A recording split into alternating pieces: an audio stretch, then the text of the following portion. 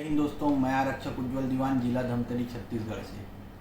आज मैं आप लोगों को बताऊंगा कि पुलिस विभाग में तृतीय श्रेणी कर्मचारी, खासकर पुलिस विभाग के सिपाही किस प्रकार से प्रताड़ित होते हैं। जैसा कि आप लोग सभी जानते हैं कि 28 अप्रैल 2021 को मैंने अपना इस्तीफ़ा दे दिया था। इस्तीफे में मैंने कारण लिखा था पुलिस विभाग के अधिकारियों के तानाशाही आदेशों और शासन के रुष्ट रवैये से तंग आकर मैं अपना इस्तीफा दे रहा हूँ। क्योंकि मेरे द्वारा जो विषय लिखा गया था वो 100% सही है और कभी ज़रूरत पड़ेगी तो इस बात को मैं साबित भी कर दूंगा। और अब पुलिस विभाग के कर्मचारी किस हिसाब से प्रताड़ित होते हैं और क्या उनको परेशानियां आती हैं, शासन का क्या रुष्ट रवैया है, छोटी छोटी बातों के आधार पर मैं आपको बताना चाहूँगा। जैसे कि एक छोटा सा उदाहरण मैं अपना खुद का दूंगा। कुछ दिन पहले अक्टूबर माह में मैंने एक लेटर डीजीपी महोदय को दिया। उनके कार्यालय में जाकर आवक जावक शाखा में दिया था वो पत्र, और मेरे ज़िले के अधिकारियों को पता चला तो उन्होंने मेरा स्पष्टीकरण जारी कर दिया कि आपने वहाँ क्यों दिया। भाई, डीजीपी महोदय ने साफ साफ कहा है, स्पंदन कार्यक्रम चला रहे हैं, वो व्हाट्सएप के माध्यम से कर्मचारियों से जोड़ रहे हैं, पत्र के माध्यम से कर्मचारियों से जोड़ रहे हैं। आप लोग उसकी जानकारी क्यों नहीं रखते? आप लोग को रखना चाहिए। मेरा स्पष्टीकरण जारी कर दिए। थोड़े दिन बाद, अभी कुछ दिन पहले, शासन ने आदेश जारी किया कि स्वेच्छा से एक दिन का अपना वेतन दे। मैं नहीं दे सकता बोला तो मेरी पोस्टिंग कर दी। अधिकारियों की तानाशाही आदेश है। सिंगल आदेश निकाला नक्सल प्रभावित क्षेत्र में जाने के लिए, ना मुझे साधन दिया ना कुछ दिया। तानाशाही आदेश है। मुझे इस्तीफा जो पत्र दिया हूँ उस पत्र के बेस पे मेरे से स्पष्टीकरण लिया जा रहा है, मेरी जांच बैठाने की बात कही जा रही है। जो कारण मैंने बताए हैं उन कारणों के आधार पर आप लोगों की जांच होनी चाहिए। उल्टा मेरी जांच करने की बात करते हैं। मैं तो सेवा करना ही नहीं चाहता सर, आप मुझे बाहर कर दें, कोई दिक्कत नहीं है। पुलिस विभाग में मैं आज तक कभी दूसरे विभागों में ये नहीं सुना मौखिक आदेश क्या होता है, लेकिन पुलिस विभाग में वरिष्ठ अधिकारी मौखिक आदेश देते हैं और प्रॉपर उसकी कागजी कार्रवाई होती है। मौखिक आदेश पर ये होता है तानाशाही आदेश। रिटर्न में होना चाहिए आदेश, कोई भी होता है। मौखिक आदेश क्या होता है सर? और भी बहुत सारे कारण हैं जो मैं बताते बताते थक जाऊंगा, लेकिन कम नहीं पड़ेंगे। काम आप हम लोगों से 100% लेते हैं, लेकिन हमको सुविधाएं ना के बराबर। अब शासन के रुष्ट रवैये की बात करता हूँ। शासन का रुष्ट रवैया ऐसा है, 1 जनवरी 2016 से 7वां वेतनमान लागू हो चुका है। कुछ दिनों बाद जवानों को 7वां वेतनमान के हिसाब से वेतन भी मिलना चालू हो गया। अब जैसे हमारे मकान किराया भत्ता और अन्य भत्ते हैं, नक्सल प्रभावित क्षेत्रों के भत्ते हैं, वो आज भी हमको 6वें वेतनमान के हिसाब से मिल रहे हैं। 5.5 साल हो गए 7वां वेतनमान लागू हुए, और 5.5 साल में शासन ने अभी तक के जवानों और राज्य के कर्मचारियों के लिए 7वां वेतनमान के हिसाब से भत्ते निर्धारित नहीं कर पाए हैं। ये शासन का रुष्ट रवैया नहीं है तो क्या है सर? पुलिस विभाग के कर्मचारियों को पहले साइकिल भत्ता मिलता था 18-20 रुपये, वो भी बंद कर दिया गया।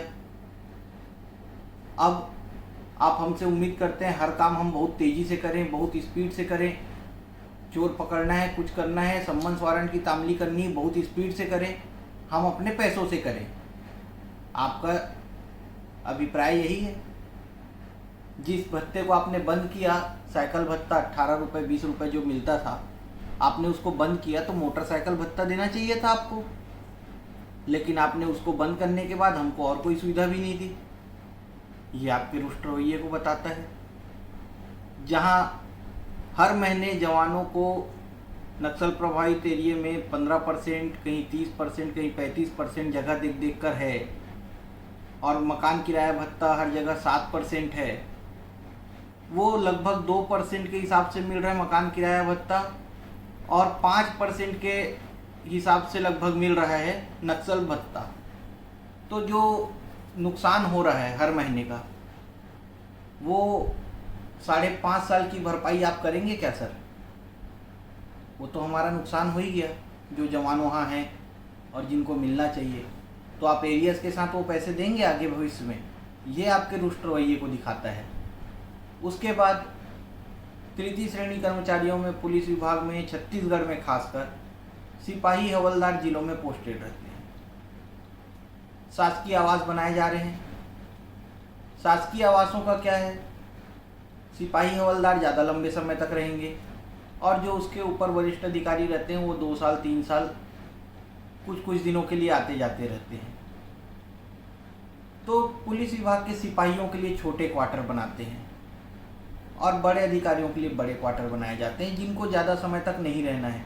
लेकिन सिपाही ज़्यादा समय लंबे समय तक रहेंगे, उनके लिए छोटे क्वार्टर बनाए। क्या सिपाहियों के बच्चों की हाइट छोटी होती है, माँ बाप की हाइट छोटी होती है, या ऐसा क्या है सिस्टम में समझ में ही नहीं आता कि एक बराबर क्राइटेरिया नहीं दे पा रहे हैं आप। हमको भारत में पैदा हुए हैं, भारतीय संविधान भारतीय कानून के आधार पर चलना चाहिए। आज 1861 का कानून आज तक के नहीं बदल पाए हैं। लगभग 73 साल हो गए भारत की आज़ादी के, और 1861 में जो पुलिस एक्ट बनाया गया था उसको लगभग 160 साल हो गए। आज़ादी के बाद सारी चीज़ें बदली गई, लेकिन पुलिस रेगुलेशन नहीं बदला गया। इसको क्या समझा जाए?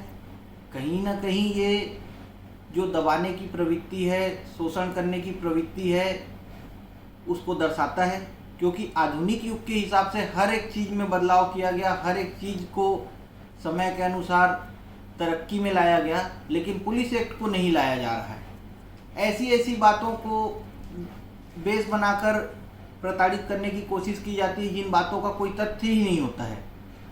मैं भारत देश में पैदा हुआ हूँ, भारतीय संविधान मेरे लिए सर्वोपरि है, भारतीय कानून मेरे लिए सर्वोपरि है। भारतीय संविधान की अभिव्यक्ति की आज़ादी अनुच्छेद 19 में साफ साफ लिखा हुआ है कि मैं अपनी किसी भी बात को, जायज़ बात को बोलकर, लिखकर या किसी अन्य माध्यम से लोगों तक पहुंचा सकता हूं।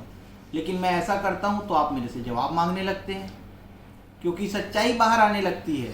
मेन मुद्दा ये है। अनुच्छेद 23 और 24 में कहा गया है शोषण के विरुद्ध अधिकारों के बारे में, लेकिन यहाँ तो शोषण ही हो रहा है कंटिन्यू। श्रम मंत्रालय ने श्रम कानून बनाया हुआ है, लेकिन पुलिस विभाग के कर्मचारियों के लिए कोई श्रम का कोई कानून काम करता है या नहीं करता, ये मुझे समझ ही नहीं आता है। मतलब आप पुलिस विभाग के कर्मचारियों को रोबोट समझते रहें और आप उनसे काम लेते रहें, लेकिन अगर उनको लगता है कि उनका शोषण हो रहा है या उनके साथ गलत हो रहा है या ऐसी कोई घटना घटित हो रही है जिसको वो आगे बता सके, तो उसको उल्टा और प्रताड़ित करना चालू कर दें।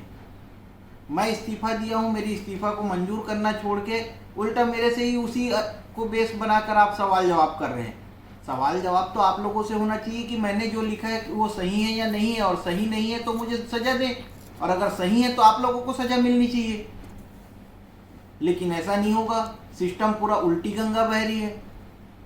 तो आप लोगों को छोटी छोटी चीज़ों को समझना पड़ेगा।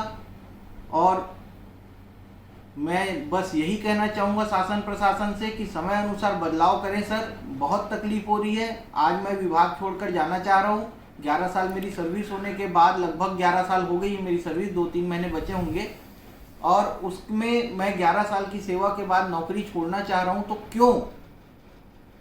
साफ सुथरा रिकॉर्ड है सर मेरी रिकॉर्ड में कहीं कोई खराबी नहीं है। आज तक मेरे सर्विस रिकॉर्ड में एक भी सज़ा नहीं है, और एक 11 साल की लगभग नौकरी करने के बाद कोई जवान साफ सुथरा रिकॉर्ड वाला क्यों नौकरी छोड़ना चाह रहा है, ये जांच करना चाहिए था। तो मुझे ये कहा जा रहा है आप ऐसा ऐसा पत्र दिए हैं इस्तीफे में, तो आपके खिलाफ विभागीय कार्रवाई की जाएगी। ये मेरा शोषण हो रहा है, मुझे मानसिक रूप से प्रताड़ित किया जा रहा है, और इसका जांच आप लोग करें, सही तरीके से करें। मेरे द्वारा अगर लगाए गए आरोप गलत हैं तो मुझे बर्खास्त कर दें, कोई दिक्कत नहीं है, मैं चूचा भी नहीं करूँगा। और अगर मेरे द्वारा लगाए गए आरोप सही हैं तो मैं आपसे निवेदन करूंगा जो जो इसके लिए जिम्मेदार हैं उन लोगों के ऊपर उचित कार्रवाई करें। बस यही कहना है मेरा आप लोगों से। जय भारत, जय छत्तीसगढ़ पुलिस, जय जवान, जय किसान।